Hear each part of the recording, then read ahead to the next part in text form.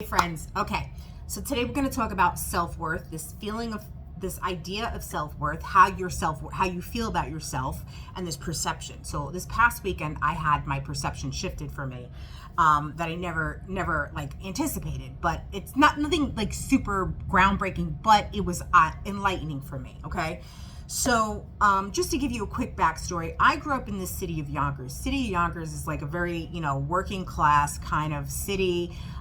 People kind of have like this connotation about Yonkers of being like lesser than, people look down on Yonkers, and grew up from Yonkers and all that stuff.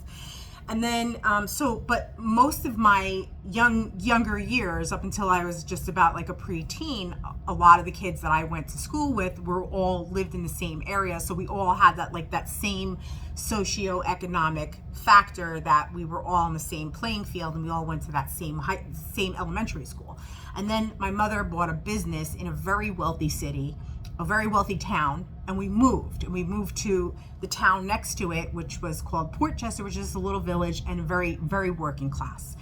And Port Chester itself had like this connotation as well. So I've always kind of had this idea that hey, I've always had to live in these areas that are very adjacent to super uber wealthy 1%, like intense affluence, very, very, very big affluent people, celebrities, producers, actors, and etc. Every flavor of wealthy person has lived adjacent to where I've lived. Okay. So that kind of has always been like there, even though nothing I have to say, we didn't the struggle did not come to I never saw my mother struggle. Just the way we lived was normal. We lived with my grandparents. Okay, so anyway, so it was when I moved to my high school, middle school and high school, is when this idea that some people kind of saw different people as lower or better, whatever like that. So my high school was strange because the high school had the middle doors near the parking lot and the middle doors near the stadium, and then they had doors near the gym and doors near the auditorium, right? So the auditorium doors were the kids that were more low class. They were coming from the east side of Port Chester. The gym door was all the jocks. Those were all the kids that were upper middle class, and there were also kids that lived in Rye Brook. Rye Brook was a part of Port Chester, but not really. They were their own little village, but still part of Port Chester. So the kids from Rye Brook could come to Port Chester High School, or they can go to Blind Brook, depending on where they lived, or depending what their parents. I think it had to do where they lived in Rye Brook. They could go to Blind Brook. So a lot of them came to Port Chester. So those kids, to us, or at least to me, my perception was those kids, or any of the kids that lived closer to the high school, were doing better than the rest of us, per se, because they were single family homes. There weren't really many multifamily homes. Those were several blocks away, but that immediate area around the high school were all single family homes. And I grew up in a single family home, so to me that was normal in the way I grew up. But where we moved to, we were living in a multifamily home, and it was a little bit different than what I had ever experienced up until that point in my life. So anyway, the jocks, I always had this perception that the jocks were more money, smarter, just overall better. It's kind of like that cliche, Brat Pack movie, like 16 Candles or The Breakfast Club. Literally, that's how it kind of was structured. And so if I wasn't a jock, I really did not really, outside of my classes, I really didn't mingle with the jock people that much. I had a lot of classes with them because of how well I did in school, and the kind of classes I was placed in. So I obviously had a lot of I had a lot of class time with them, but social, none. None. Right? So, a couple of years ago, when I started working for that woman who has her pet sitting business, one of the people that I had gone to high school with, so the sister of somebody who was in my graduating class, she started working for the same person. Like, so I knew of her, because she has a very, very distinct face, but she was a year younger me, I think she was a year younger me. So I never really got to know her per se. And again, we weren't in the same social group of friends. So it wasn't until we started working together that I got to know her. And it wasn't until after things happened. So anyway, she lives in Rybrook, and, I always had this like perception of these kids that grew up in these areas that were different than where I lived. And so anyway, I did house sitting for her this past weekend. I had 4 days at her house. And like I said, her house is in Rybrook, and I had this idea of what her house was like until I got there. Okay? Now, I mean, I'm trying very hard to not cast judgment, but it was shocking. It was shocking because the house was very rundown, and her mother's older, and her mother has back problems, and I can understand, but she lives there with the mother, and she has a very good job. And the house is just run down, and she's got like 6 or 7 dogs in the house. I watched 6 of them, okay? And I think she herself has 6 dogs or 7 dogs, and they took 1 or 2 with them on their vacation, and then I had to go pick up another dog and have it there overnight.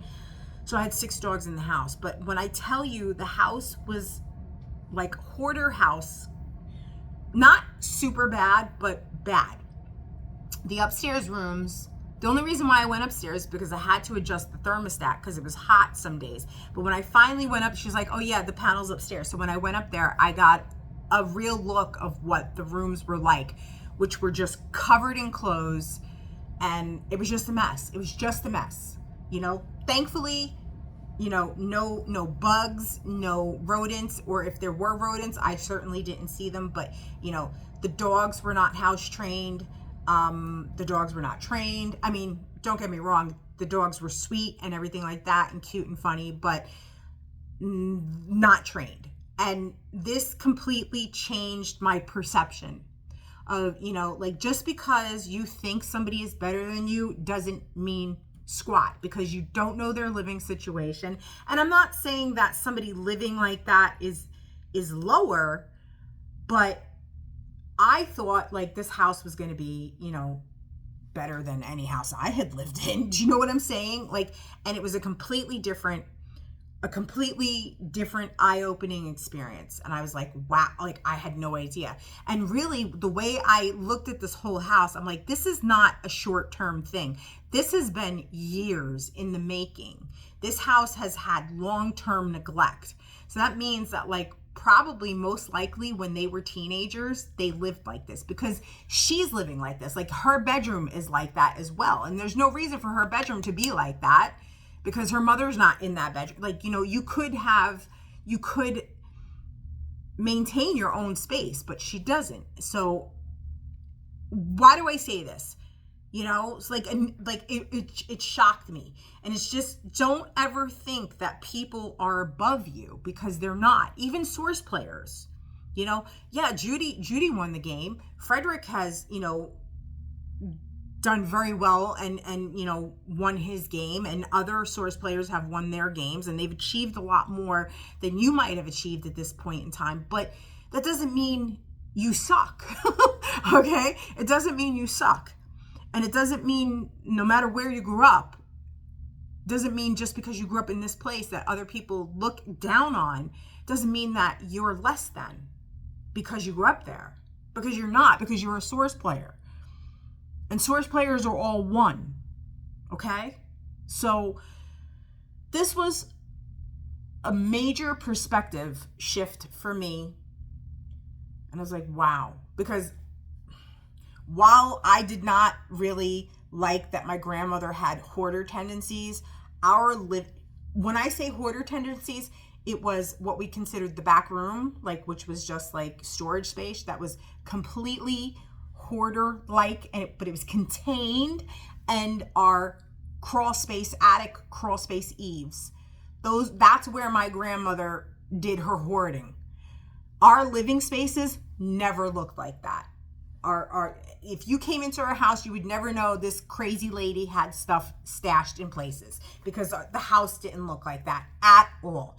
So it's just very strange. But that helped me, like, hey, you know what? Just because I lived in Yonkers, because I was born in Yonkers, or I lived in Port Chester, doesn't mean a thing, because you don't know where, just because somebody lives in a more affluent area than you doesn't mean they're living better than you, I guess is what it comes down to say, So there's that. The other thing is, this is just something that I'm working on, because I'm working on some self-worth issues still, and also unpacking some stuff which has been still causing me problems in my game, which relates back to my grandmother.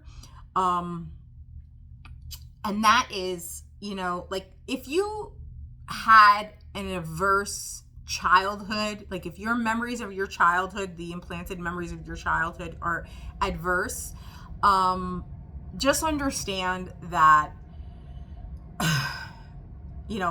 like for me, this is what I have told myself, is that I have outlasted every person who has abused me. I have outlasted or outlived or outwitted anybody who has abused me in my game in my past.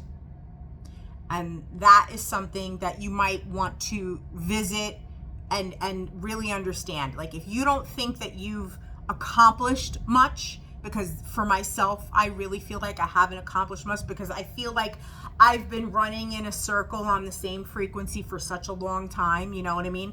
But that has helped me, like, hey, you know what? I've outlived these people. I've outlasted them. I outsmarted them for sure, because I was the only one of all the source players in my family that was looking for this information. So I was the one. And the fact that my name, Nicole, means victorious or victory of the people, my name is derived from Nike. Nike means victory. That's why I use it on my coffee site. So I always hold that in my mind. Even though I'm not victorious yet, by very nature,